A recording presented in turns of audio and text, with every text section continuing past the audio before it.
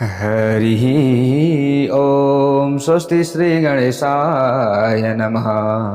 ॐ नमो भगवते वासुदेवाय। ॐ श्री देव्यै नमः। देवी प्रपन्नार्ति हरे प्रसीद प्रसीद मातर जगतोऽखिलस्य।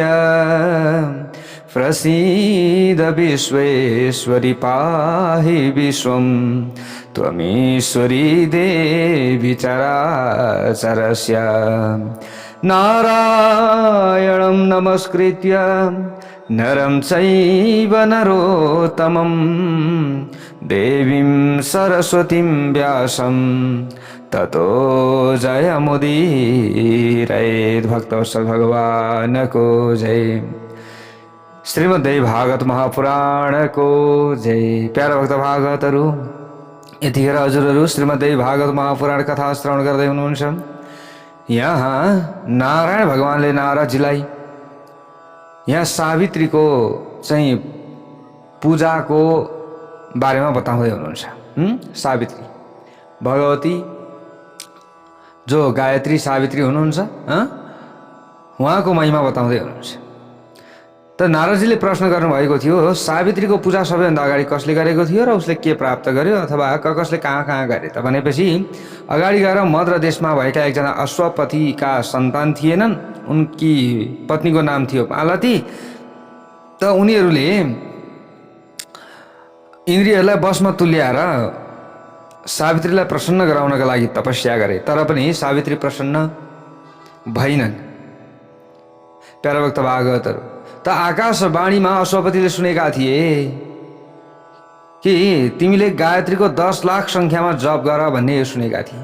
अब यसरी आकाशवाणी सुनेकै बीचमा पराशर मुनि त्यहाँ आइपुग्नु भयो। त पराशर मुनिले यहाँ गायत्रीको बारेमा धेरै बयान गर्नुभयो। प्यारा भक्त भागवतहरू, जसले गायत्री जप गर्छ उसका सबै पापहरू नाश हुन्छ। त ब्राह्मण भएर यदि गायत्री जप्दैन भने उसले लिएको दान पनि पस्दैन र त्यस्ता ब्राह्मणलाई दिने जो दाता हुन्छन् उनीहरू पनि नरकमा जान्छन्।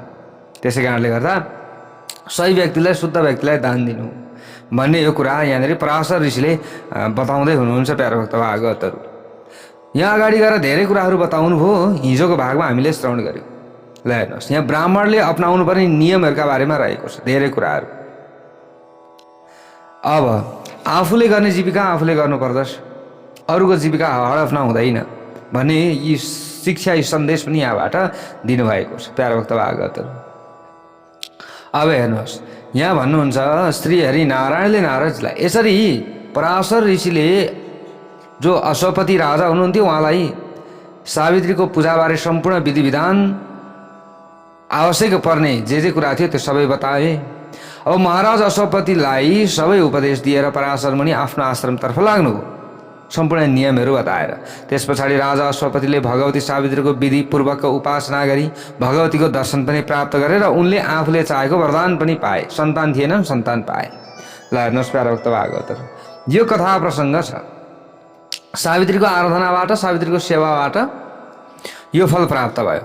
त नारदजी अगाडि गएर भन्नुहुन्छ, हे मुनि भएर किम वा ध्यानञ्च सावित्र्या किम वा पूजा विधानकं स्तोत्रम मन्त्रम च किम दत्वा प्रययो स पराशरः। हे मुनिवर नारायण, मुनि पराशरले राजा अश्वपतिलाई सावित्रीको कुन ध्यान, कुन पूजा विधान, कुन स्तोत्र र कुन मन्त्रको उपदेश दिएर फर्केका थिए। फेरि राजाले कुन विधिबाट वेदकी माता भगवती सावित्रीको राम्ररी पूजा गरे। यसरी विधिवत पूजा गरेपछि उनले कस्तो वरदान पाए। हे प्रभु, सावित्रीको त्यो अत्यन्त महिमामय, अत्यन्त रहस्यले युक्त र वेदद्वारा प्रमाणित सम्पूर्ण प्रसङ्ग संक्षेपमा सुन्न चाहन्छु भनेर यसरी यहाँनिर प्रश्न गर्नुभयो। त अगाडि गएर श्री हरि नारायण भन्नुहुन्छ, ज्येष्ठ कृष्ण त्रयोदश्यां शुद्धकाले च यत्नतः व्रतमेवं चतुर्दश्यां प्रतिभक्त्या समाचरेत्। भन्नुहुन्छ, हे नारदजी, ज्येष्ठ मासको कृष्ण पक्षको त्रयोदशी तिथिका दिन संयमपूर्वक रहेर व्रत गर्ने मानिसले चतुर्दशी तिथिमा व्रत गरी शुद्ध समयमा भक्तिपूर्वक भगवती सावित्रीको पूजा गर्नुपर्दछ। यो सावित्री व्रत 14 वर्षको हुन्छ। कति वर्षको? 14 वर्षको। यस व्रतमा भगवतीको पूजा गर्दा 14 फलसहित 14 प्रकारका नैवेद्य अर्पण गरिन्छ। फूल, धूप, वस्त्र, जनै आदि चढाएर विधिपूर्वक पूजन गरेपछि नैवेद्य चढाउनु पर्दछ। एउटा मङ्गल कलशको स्थापना गरी त्यसमा उत्तम फल र पञ्चफल राखिदिनु पर्दछ। त्यस पछाडि गणेश, सूर्य, अग्नि, विष्णु, शिव र पार्वतीको राम्ररी पूजा गरी साधकले आफूले आवाहन गरेको कलशमा आफ्नी इष्टदेवी भगवती सावित्रीको ध्यान गर्नुपर्दछ।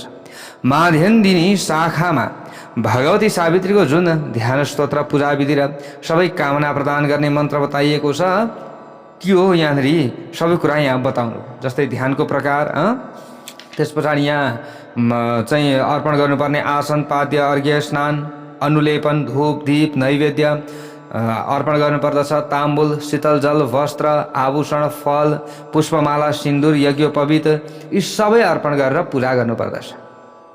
सावित्री शब्दमा चतुर्थी विभक्ति लगाएर त्यसको अन्त्यमा स्वाहा र मन्त्रको आरम्भमा लक्ष्मी, माया र काम बीज लगाउँदा श्रीम ह्रीम क्लीम सावित्री स्वाहा यो 8 अक्षरको मन्त्र निष्पन्न हुन्छ भनेर यसरी बताइएको छ। प्यारा भक्त भागवतहरू, अब माध्यन्दिनी शाखाको वर्णन गरिएको छ। सबै कामनाहरूको फल प्रदान गर्ने र ब्राह्मणको लागि जीवन नै मानिएको सावित्री स्तोत्र यहाँनिर बताइएको छ। भन्नुहुन्छ हे नारदजी, प्राचीन समयको कुरा हो। गोलोकमा विराजमान भगवान श्रीकृष्णले सावित्री भगवतीलाई ब्रह्माजीको नजिकमा जान आज्ञा दिनुभयो।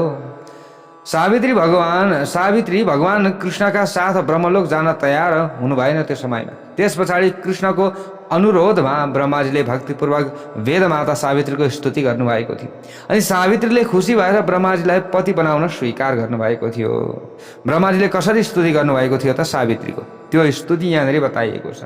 सच्चिदानन्द रूपे त्वं मूल प्रकृति रूपिणी हिरण्य गर्भ रूपे त्वं प्रसन्ना भव सुन्दरी। सतचित्रानन्दले युक्त भएको स्वरूपले सुहाइएकी, मूल प्रकृतिको रूपमा रहेकी र हिरण्य गर्भको रूपमा रहेकी हे सुन्दरी सावित्री, हजुर ममाथि प्रसन्न हुनुहोस् भनेर यसरी यहाँ लामो स्तुति गरिएको छ। यसरी स्तुति गरेर जगतको रचना गर्नुहुने ब्रह्माजी त्यहाँ सभा भवनमा विराजमान हुनुभयो।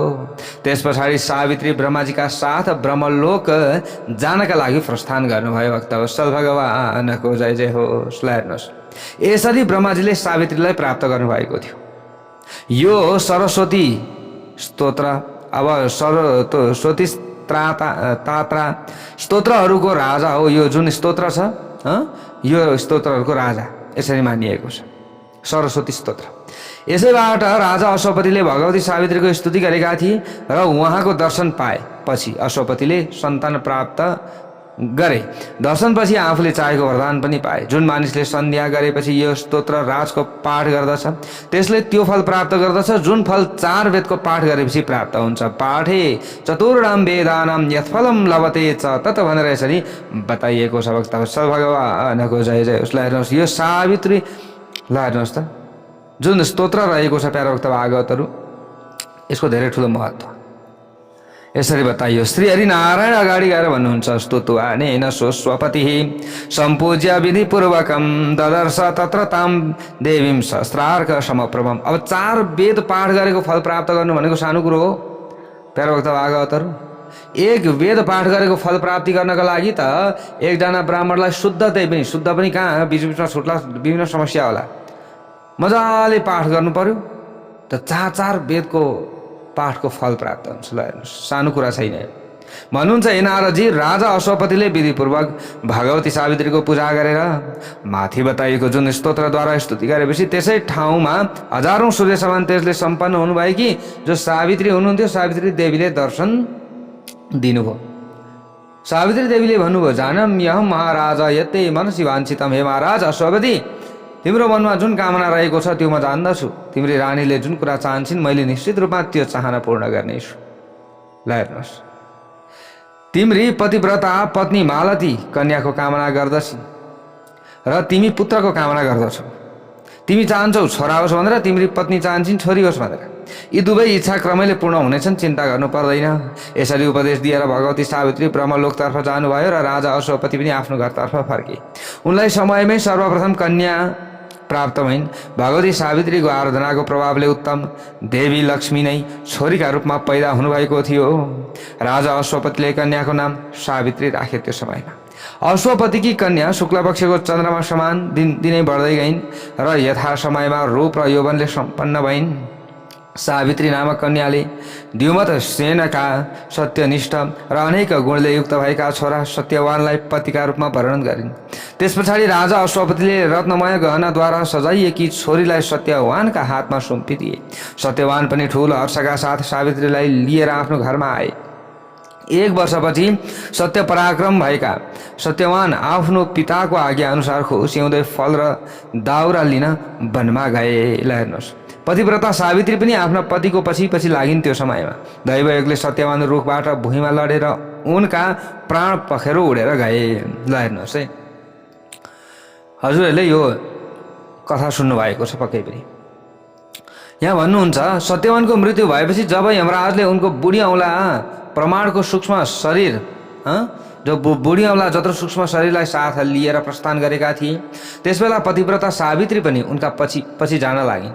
संयमनीपुरीका स्वामी र साधुहरूमा परम उत्तम साधु धर्मराज अर्थात् यमराजले सुन्दर दन्त पंक्ति भएकी सावित्रीलाई आफ्नो पछि पछि आउँदै गरेको देखेर मीठा वचनद्वारा भन्न लागे। धर्मराजले भने, अहो क्वा यासी सावित्री गृहीत्वा मानुषीम तनुम।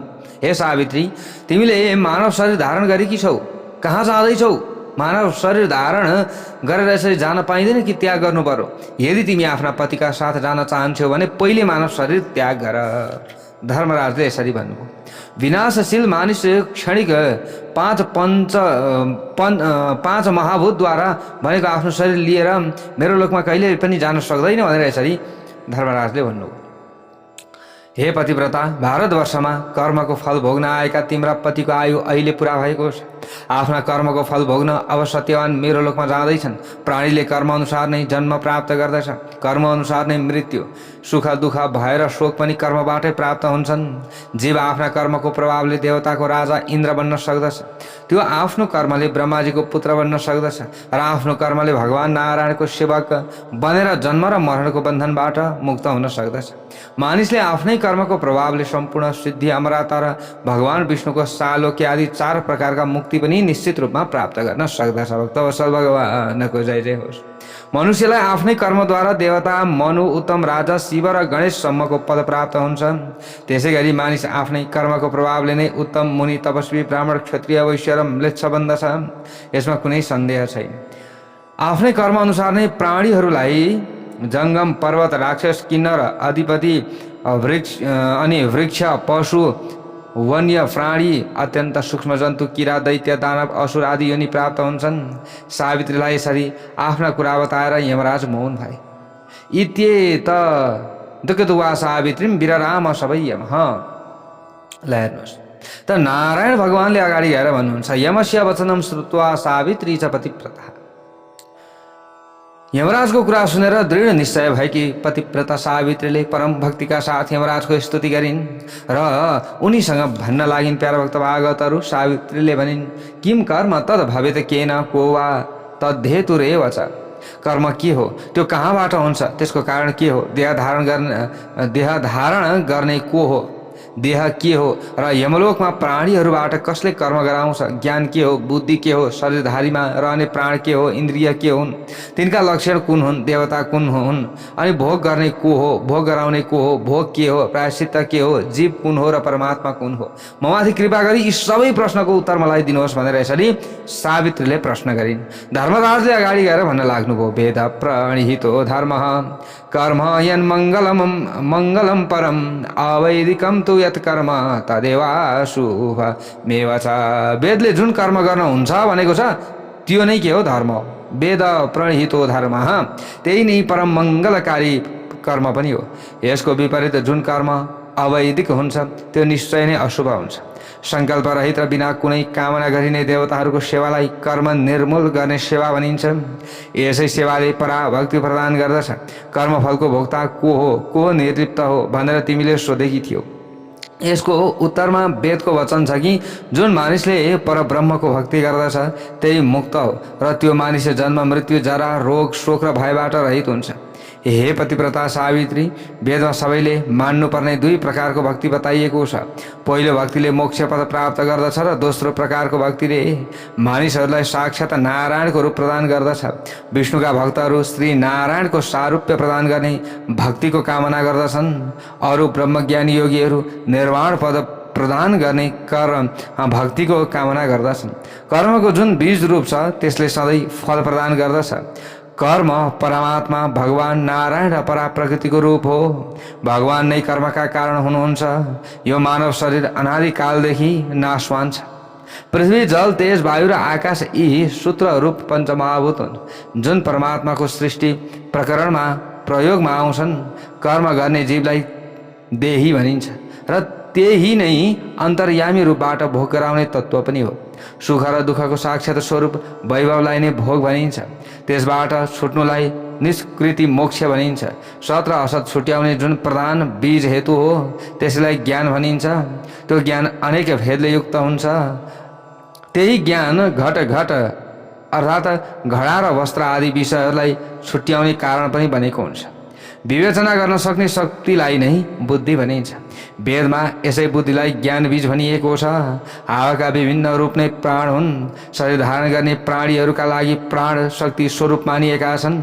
जुन इन्द्रियमा प्रमुख हुन्छ, जुन ईश्वरको अंश रूपमा रहेको हुन्छ, जसलाई तर्क गरेर देख्न सकिँदैन, जसले कर्म गर्न प्रेरणा दिन्छ, जुन देहधारी प्राणीहरूका लागि नभई नहुने विषय हो, जसको स्वरूप यस्तो छ भनेर बताउन सकिँदैन, जुन अदृश्य रूपमा रहेको हुन्छ र जसले बुद्धिमा भेद पैदा गर्दछ त्यसलाई नै मन भनिन्छ। आँखा, कान, नाक, छाला र जिब्रो यी कर्मेन्द्रियहरू प्राणीहरूको अङ्गका रूपमा रहेका हुन्छन्। यिनले कर्ममा प्रेरणा प्रदान गर्दछन्। यी शत्रुका रूपमा रहन्छन्, मित्रका रूपमा पनि रहन सक्छन्। सत्कर्म गर्दा सुख दिन्छन् र कुकर्म गर्दा दुःख पनि दिन्छन्। सूर्य, वायु, पृथ्वी, ब्रह्मा आदि इन्द्रियका देवता मानिएका छन्। जसले प्राण र शरीरलाई धारण गर्दछ त्यसलाई जीव भन्दछन्। प्रकृतिभन्दा पर रहेको कारणको पनि कारण सर्वव्यापी तत्त्वलाई निर्गुण ब्रह्म भनिन्छ। भक्तवत्सल भगवानको जय होस्। त्यसलाई परमात्मा पनि भनिन्छ। हे सावित्री, यसरी तिमीले जुन कुरा मसँग सोधेकी थियौ ती कुराको मैले शास्त्र अनुसार उत्तर दिएँ। यो प्रसङ्ग ज्ञानीहरूका लागि ज्ञानको रूपमा रहेको छ। ए नानी सावित्री, अब तिमी सुखपूर्वक फर्केर घरतर्फ जाऊ भनेर यसरी भन्नुभयो धर्मराजले। सावित्रीले भनिन्, त्यक्त्वा क्व यामि कान्तम वा त्वम वा ज्ञानार्वणम ध्रुवम। हे प्रभु, म आफ्ना प्राणनाथ सत्यवान र ज्ञानका सागर हजुरलाई छोडेर कहाँ जाउँ? अहिले म हजुरसँग जस्ता प्रश्न गरिरहेकी छु तिनको उत्तर पनि हजुरले बताउनुहोस्। हे पितृतुल्य धर्मराज, कुन कुन कर्मको प्रभावले जीव कुन कुन योनिमा जान्छ? त्यो कुन कर्मले स्वर्गमा र कुन कर्मले नरकमा जान्छ? मलाई यो पनि बताउनुहोस्। हे धर्मराज, कुन कर्म गर्नाले मुक्ति प्राप्त हुन्छ? कुन कर्म गर्नाले आफ्ना गुरुमा भक्ति लाग्दछ? यसै गरी कुन कुन कर्मको प्रभावले प्राणी योगी, रोगी, चिरञ्जीवी, अल्पायु, दुखी, सुखी, अपाङ्ग, कानो, बहिरो, अन्धो, लङ्गडो, उन्मत्त, बौला, लोभी र चोर बन्दछ? कुन कर्मद्वारा मानिसले सिद्धि, सालोकी आदि 4 प्रकारका मुक्ति अनि ब्राह्मण शरीर, तपस्वीको भाव, स्वर्गका भोग आदिका साथ वैकुण्ठ र सर्वोत्तम शुद्ध गोलक प्राप्त गर्दछ? नरक कति प्रकारका छन्? तिनको सङ्ख्या कति छ? अनि तिनका नाम के हुन्? कुन प्राणी कुन नरकमा जान्छ? त्यहाँ गएर कति अवधिसम्म वास गर्दछ? कुन कर्मका प्रभावले पापी मनुष्यहरूलाई कस्ता कस्ता रोग पैदा हुन्छन्? हे प्रभु, मैले आफ्नो मनमा लागेको प्यारो कुरा हजुरसँग निवेदन गरेँ। कृपा गरेर मलाई यी कुराहरूको उत्तर बताउनुहोस् भनेर यसरी सावित्रीले प्रश्न गरिन्। ल हेर्नुहोस्, अगाडि गएर धर्मराज यहाँ बताउनुहुन्छ, कन्या 12 वर्षीया वसे त्वं वय साधुना। हे नानी सावित्री, अहिले तिम्रो उमेर 12 वर्षको मात्र छ, तर तिम्रो ज्ञान भने ठुला ठुला विद्वान ज्ञानी र योगीहरूको भन्दा पनि उत्तम रहेको छ। ओहो, यो त अचम्मको कुरा हो। हे छोरी, तिमी भगवती सावित्रीको वरदानबाट उहाँकै कलाद्वारा जन्म लिएर सती सावित्रीका नामबाट प्रख्यात भएकी छौ। प्राचीन कालमा राजा अश्वपतिले आफ्नो तपस्याद्वारा सावित्रीलाई प्रसन्न गराएर सावित्री समान तिमीलाई कन्याको रूपमा प्राप्त गरेका छन्। जसरी भगवती लक्ष्मी भगवान विष्णुको काखमा विराजमान हुनुहुन्छ, जसरी भगवती पार्वती भगवान शिवको काखमा विराजमान रहनुहुन्छ, जसरी अदिति कश्यपको नजिकमा अहल्या, गौतमको नजिकमा शची, इन्द्रको नजिकमा रोहिणी, चन्द्रमाको नजिकमा रति, कामदेवको नजिकमा, यस्तै प्रकारले स्वाहा अग्निको नजिकमा, अनि स्वधा पितृहरूको नजिकमा, सन्ध्या सूर्यको नजिकमा, अनि वरुण अनि वरुणको नजिकमा, दक्षिणा यज्ञको नजिकमा, पृथ्वी वराह को नजिकमा, देवसेना स्वामी कार्तिकेयको नजिकमा आफ्ना आफ्ना पतिहरूकी सौभाग्यवती कान्ता भनेर शोभायमान हुनुहुन्छ। त्यसरी नै हे नानी, तिमी पनि सत्यवानकी सौभाग्यवती धर्मपत्नीका रूपमा शोभायमान हौ। यो वर मैले तिमीलाई दिएँ ल हे देवी, हे भाग्यवती। यसको अतिरिक्त अरू कुनै वर तिमीलाई चाहिन्छ भने माग, म तिमीलाई चिताएका सबै वर प्रदान गर्नेछु भनेर यसरी धर्मराजले भन्नुभयो। सावित्रीले भनिन्, सत्यवत औरसानाम पुत्राणाम शतकम मम। हे महाभाग, मलाई सत्यवानबाट 100 औरस पुत्र प्राप्त हुन्, यही मैले चाहेको वर हो। मेरा पिताजीका पनि 100 छोरा हुन्। मेरा ससुरालाई आँखाको ज्योति प्राप्त होस् र खोसिएको राज्य पनि प्राप्त होस्, यो पनि मैले चाहेको वर हो। हे जगतका स्वामी, अन्त्यमा 1,00,000 वर्ष बितेपछि म सत्यवानका साथ भगवान हरिको धाममा जान पाऊँ, यो वर पनि हजुरले मलाई दिनुहोस्। जीवले गरेका कर्मको फल र संसारबाट जीवको उद्धारको उपाय सुन्नका लागि मलाई ठुलो कौतूहल भइरहेको छ हे प्रभु। त्यसैले हजुरले मलाई ती सबै विषय बताउने कृपा गरिबक्सियोस्। यदि भनेपछि धर्मराज भन्नुहुन्छ, भविष्यति महासाध्वी सर्वम मानसिकम तव। हे पतिव्रता सावित्री, तिम्रा सबै मनोरथ पुरा हुनेछन् भनेर यसरी आशीर्वाद दिनुभयो। अब म जीवहरूको कर्मफलको विषयमा बताउँदैछु, तिमीले ध्यानपूर्वक सुन। पुण्य भूमि यो पृथ्वीमा भारतवर्षमा नै राम्रा र नराम्रा कर्महरूको उत्पत्ति हुन्छ, अन्यत्र त्यो हुँदैन। अरू द्वीपहरूमा त मानिसहरूले कर्मको फल मात्र भोग्दछन्। हे पतिव्रता सावित्री, देवता, मानव, दैत्य, दानव, गन्धर्व, राक्षस आदि जति पनि यी रहेका छन्, ती यी नै राम्रा र नराम्रा कर्म गर्ने कर्ता हुन्। अरू पशु आदि प्राणी कर्म गर्दैनन्। यसरी बताइएको छ पशुले कसरी कर्म गर्छ। देवता आदि विशिष्ट प्राणीहरूले नै सबै योनिहरूका फल भोग्दछन्। सबै योनिहरूमा भौतारिन्छन् र पशु कर्मको फल स्वर्गमा एवं अशुभ जो शुभ कर्मको फल छ त्यो शुभ कर्मको फललाई स्वर्गमा भोग्छन्, अनि अशुभ कर्मको फललाई उनीहरूले नरकमा भोग्दछन्। हे नानी, यी देवता आदि विशिष्ट प्राणी सम्पूर्ण योनिहरूमा घुमिरहन्छन् र पूर्वजन्ममा गरिएका शुभ र अशुभ कर्मको फल भोग गरिरहन्छन्। शुभ कर्मको प्रभावले प्राणीहरू स्वर्ग आदि उत्तम लोकहरूमा जान्छन्। अशुभ कर्मका प्रभावले ती प्राणीहरू विभिन्न नरकहरूमा गई नारकीय कष्ट भोग गर्दछन्। जीवले गरेका कर्महरू प्रबल साधनाद्वारा समाप्त भएपछि जीवको हृदयमा भक्ति पैदा हुन्छ। ए पतिव्रता सावित्री, त्यो भक्ति पनि 2 प्रकारको बताइएको छ। एउटा भक्ति निर्वाण स्वरूपा भक्ति हो भने दोस्रो भक्ति ब्रह्म रूपिणी हो। यी भक्तिहरू भगवती मूल प्रकृतिका निमित्त गरिने भक्ति हुन्।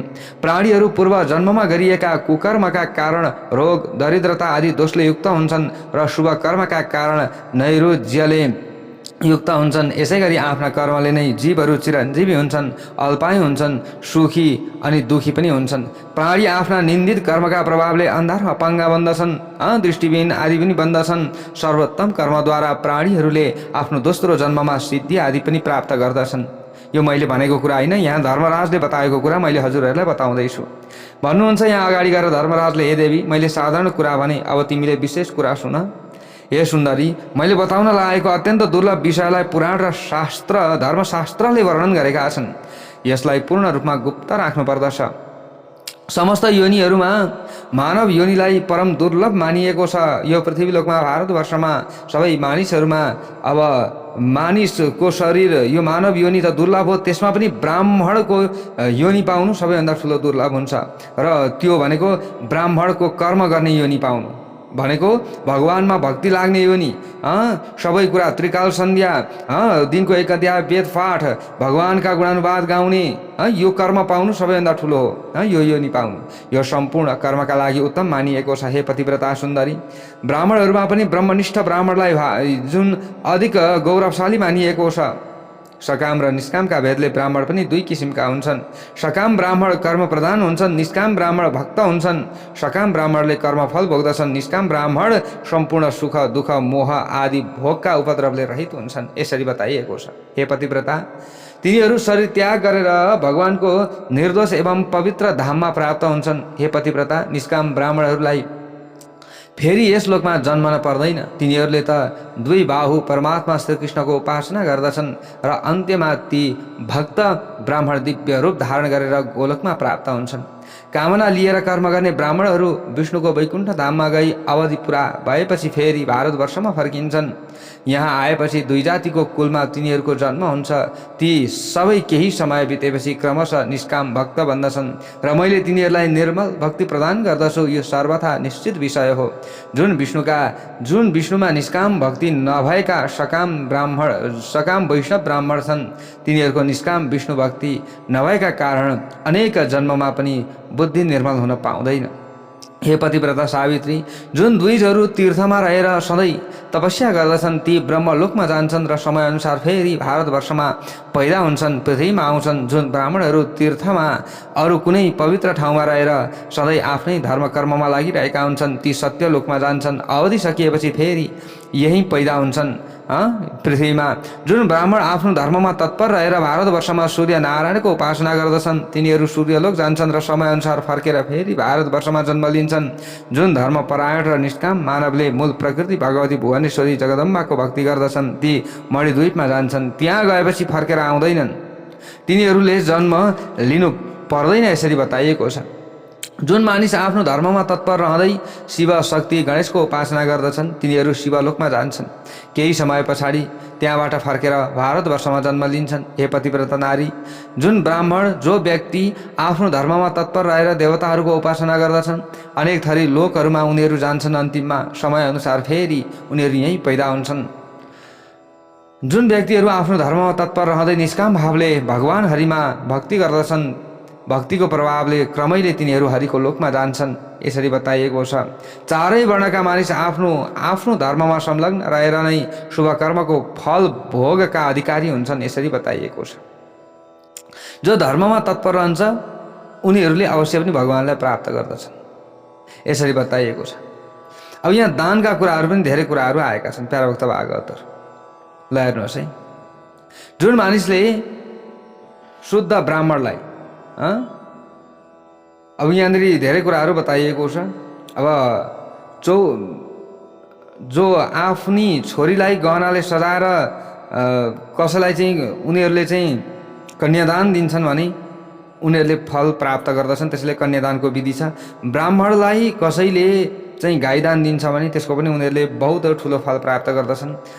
अनि जुन मानिसले ब्राह्मणलाई गाईका दूधबाट बनेका पदार्थ चाँदी सुन कपडा घिउ फल र जल प्रदान गर्दछन् भने ती चन्द्रलोकमा जान्छन्। हे पतिव्रता सावित्री, धर्मराजले बताउँदै हुनुहुन्छ तिनीहरू सत्यलोकमा 1 मन्वन्तरसम्म बस्दछन्। दानका प्रभावबाट नै तिनीहरू त्यहाँ दीर्घकालसम्म सुखपूर्वक निवास गर्दछन् भन्नुहुन्छ। हे पतिव्रता सावित्री, जुन मानिसहरूले पवित्र ब्राह्मणलाई सुन गाई र ताँबो आदि पदार्थ दिन्छन् तिनीहरू सूर्यलोकमा जान्छन् यसरी बताउनुहुन्छ। किनभने अघि सावित्रीले सोधेकी थिइन् नि त के दान गर्दाखेरि के फल प्राप्ति हुन्छ भनेर, कहाँ गइन्छ यस्ता विविध प्रश्न सोध्नु भएको छ। त त्यही प्रश्नको उत्तर दिँदै हुनुहुन्छ धर्मराजले।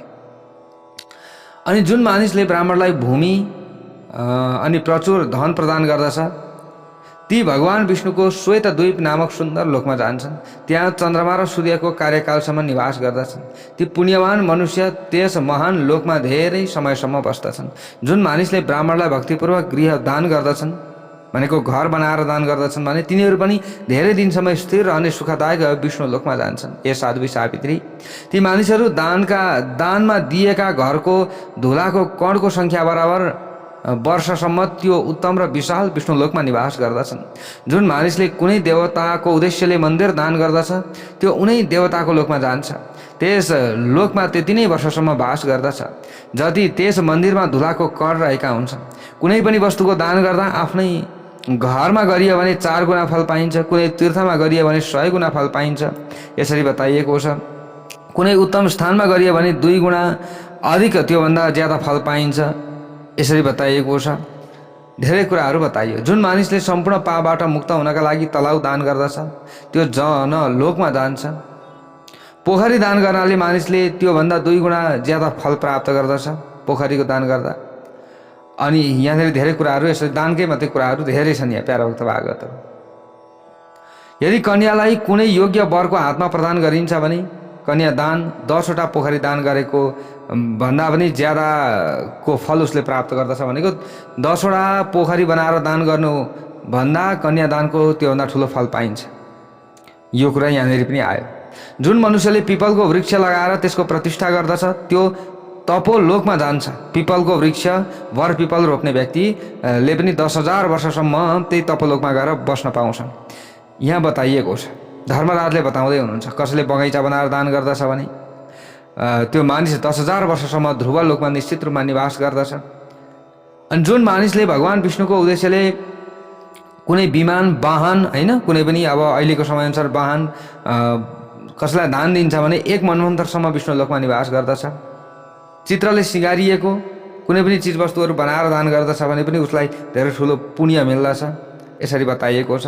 भगवानलाई प्रसन्न बनाउने हिसाबले चाहिँ झुलासहित मन्दिरको दान गर्दछ भने विष्णु लोकमा 100 मनवन्तरसम्म त्यो व्यक्ति रहन पाउँदछ। जुन मानिसले विश्राम गृहले युक्त भएको राजमार्गको निर्माण गर्दछ त्यो 10,000 वर्षसम्म इन्द्रलोकमा बस्दछ। ब्राह्मण अथवा देवतालाई दिएको दानले बराबर उसलाई फल मिल्दछ। यसरी बताइएको छ। धेरै कुराहरू यहाँ बताइएको छ। प्यारा भक्त भागवतहरू, करोडौं कल्प बितेपछि पनि भोग नगरिकन गरिएका कर्मको नाश हुँदैन। आफूले गरेका राम्रा अथवा नराम्रा कर्मको फल आफैले भोग्नु पर्दछ, अरू कसैले पनि भोग्दैन। अवश्यमेव भोक्तव्यम कृतम कर्म शुभाशुभम भनेर यसरी बताइएको छ। आफूले गरेको कर्म राम्रो गरेको छ भने राम्रै फल पाइन्छ, नराम्रो गरेको छ भने नराम्रै पाइन्छ। हे पतिव्रता सावित्री, यो केही कुरा मैले तिमीलाई बताएँ, अब फेरि के सुन्न चाहन्छौ भनेर यसरी धर्मराजले प्रश्न गर्नुभयो। सावित्रीले अगाडि गएर भन्नुहुन्छ, प्रयान्ति स्वर्गमन्यम च येनैव कर्मणा यम मानवः पुण्यवन्तश्च तन्मे व्याख्यातुमर्हसि। हे धर्मराज, कुन कर्मको प्रभावले पुण्यवान मनुष्य स्वर्ग आदि लोकहरूमा जान्छन् ती कर्म मलाई बताउनुहोस् भनेर यसरी प्रश्न गरेपछि धर्मराज भन्नुहुन्छ, अन्नदानं च विप्राय यः करोति च भारते अन्न प्रमाण वर्षम च शिवलोके महीयते। हे सावित्री, जुन दाताले भारतवर्षमा ब्राह्मणलाई दान गर्दछ त्यो दाता दान दिएको अन्नको सङ्ख्या बराबर वर्षसम्म शिवलोकमा प्रतिष्ठित हुन्छ। अन्नदान महादान हो। जसले अरूलाई पनि अन्नदान गर्दछ त्यो पनि अन्नको दानको सङ्ख्या बराबर वर्षसम्म शिवलोकमा विराजमान हुन्छ। अन्नदान भन्दा ठुलो कुनै पनि दान छैन र हुने पनि छैन भनेर यहाँ बताइयो। अन्नदान प्रमाणम छ शिवलोके महीयते। अन्नदान परम दानम न भूतम न भविष्यति। ल हेर्नुहोस्, यस्तो कुरा यहाँ बताइयो। अन्नदानमा कस्तो ब्राह्मण हो अथवा दिने मानिस कस्तो हो अथवा कुन काल हो भन्ने नियमको कुनै आवश्यकता रहँदैन। भनेको अन्नदान गर्दाखेरि आफूले जस्तोलाई दिँदाखेरि पनि हुने रहेछ। यसको मतलब जस्तै कसैलाई अन्नदान दिनुहुन्छ भने यो ब्राह्मण शुद्ध छ कि अशुद्ध छ कि अथवा यो समय ठिक छ कि, जस्तै देश काले छ पात्रे छ भनिन्छ नि, देश काल समय पात्रता यो सबै सही भयो भने हामीलाई पुण्य मिल्दछ। तर अन्नदानका लागि यो सबै केही हेर्नै पर्दैन। यसरी बताइयो। ल हेर्नुहोस्, जस्तो मानिसलाई पनि जुनसुकै समयमा पनि अन्नदान गर्न सकिन्छ। गरिब दीन दुखी असहाय सबैलाई अन्नदान दिन सकिन्छ, किनभने अन्नमा प्राण हुन्छ। अरे त्यो प्राण बचाउन सकियो भने चाहिँ सबैभन्दा ठुलो धर्म मिल्यो। यहाँ भन्नुहुन्छ, यदि कुनै मानिसले देवता ब्राह्मणहरूका निमित्त आसन दान गर्दछन् भने त्यो 10,000 वर्षसम्म विष्णु लोकमा निवास गर्दछ। जुन मानिसले ब्राह्मणलाई दुध दिने गाई दान गर्दछ भने त्यो मानिस गाईको शरीरमा रहेका रौँहरूको सङ्ख्या बराबर वर्षसम्म विष्णु लोकमा शोभायमान हुन्छ। यसरी बताइयो। अब यहाँ धेरै कुराहरू छन् प्यारा भक्त भागवतहरू। अब गाईदानको कुरा छ अनि छातादानको कुरा आएको छ यहाँ। जुन मानिसले ब्राह्मणलाई निर्मल र सुन्दर छातादान गर्दछ त्यो मानिस 10,000 वर्षसम्म वरुण लोकमा आनन्दपूर्वक बस्न पाउँदछ। जुन मानिसले दुखी अथवा रोगी ब्राह्मणलाई 1 जोडा कपडा प्रदान गर्दछ त्यो मानिस 10,000 वर्षसम्म वायुलोकमा प्रतिष्ठित हुन्छ। जुन मानिसले कुनै ब्राह्मणलाई वस्त्रसहित 1 ग्राम शिला अर्पण गर्दछ त्यो मानिस चन्द्रमा सूर्य रहेसम्म वैकुण्ठमा शोभायमान रहन्छ। शालिग्राम दानको धेरै ठुलो महत्त्व। जुन मानिसले कुनै ब्राह्मणलाई दिव्य एवं सुन्दर शय्या दान गर्दछ भने त्यो मानिस सूर्य र चन्द्रमाको स्थिति कालसम्म चन्द्रलोकमा शोभायमान हुन्छ। जसले देवता र ब्राह्मणलाई दीपक दान गर्दछ भनेको देवतालाई पनि दीप दान गर्छ, ब्राह्मणलाई पनि भनेको देवताको अगाडि दीप दान भनेको दीप बाल्नु, त्यसो गर्दछ भने त्यो मनवन्तर पर्यन्त अग्निलोकमा वास गर्दछ त्यो व्यक्तिले। भारतवर्षमा जुन मानिसले ब्राह्मणलाई हात्ती दान गर्दछ इन्द्रको आयुसम्म उसले आधा आसनमा विराजमान हुन्छ। इन्द्रको चाहिँ आसनमा आधा आसन उसले पाउँछ अरे। भारतवर्षमा जुन मानिसले ब्राह्मणलाई घोडा दान गर्दछ त्यो मानिस 14 इन्द्रको कार्यकालसम्म वरुण लोकमा आनन्द प्राप्त गरेर बस्न पाउँछ। यहाँ धेरै कुराहरू छ प्यारा भक्त भागवतहरू, दानकै मात्रै कुरा छ, फेरि कति दानको कुरा आयो भने यस्तो पनि लाग्ला गाह्रो छ फेरि प्यारा भक्त भागवतहरू। ल हेर्नुहोस्, धेरै कुराहरू छन्। हे पतिव्रता सावित्री, जसले पुण्य क्षेत्रमा गएर हरिया फसलले सम्पन्न भएको सुन्दर भूमि दान गर्दछ भने उसले पनि धेरै ठुलो फल प्राप्त गर्दछ। ल हेर्नुहोस् है, यहाँ दानकै मात्रै कुरा कति छ प्यारा भक्त भागवतहरू। कार्तिक महिनामा भगवान हरिलाई तुलसी अर्पण गर्ने व्यक्ति श्रीहरिको धाममा जान पाउँछ भन्ने कुराहरू पनि यहाँनिर बताइएको छ प्यारा भक्त भागवतहरू। अनि जुन मानिसले दिनदिनै गङ्गामा स्नान गर्दछ भने सूर्य झैँ पृथ्वीमा पवित्र पुरुष भन्दछ, पाइला पाइलामा अश्वमेध गरेको उसले फल पाउँछ यसरी बताइएको छ। मीन राशिदेखि कर्कट राशिसम्म का राशिहरूमा सञ्चरण गर्दा सूर्यले धेरै लामो समय ताप दिन्छन्। जुन पुरुषले त्यस बेला चाहिँ सुगन्धित जल दान गर्दछ भने त्यसले पनि धेरै ठुलो फल प्राप्त गर्दछ। वैशाख महिनामा ब्राह्मणलाई सातु दान गर्दछ कसैले भने सातुमा जति कट छन् त्यति सङ्ख्या बराबर शिवलोकमा उसले बस्न पाउँदछ।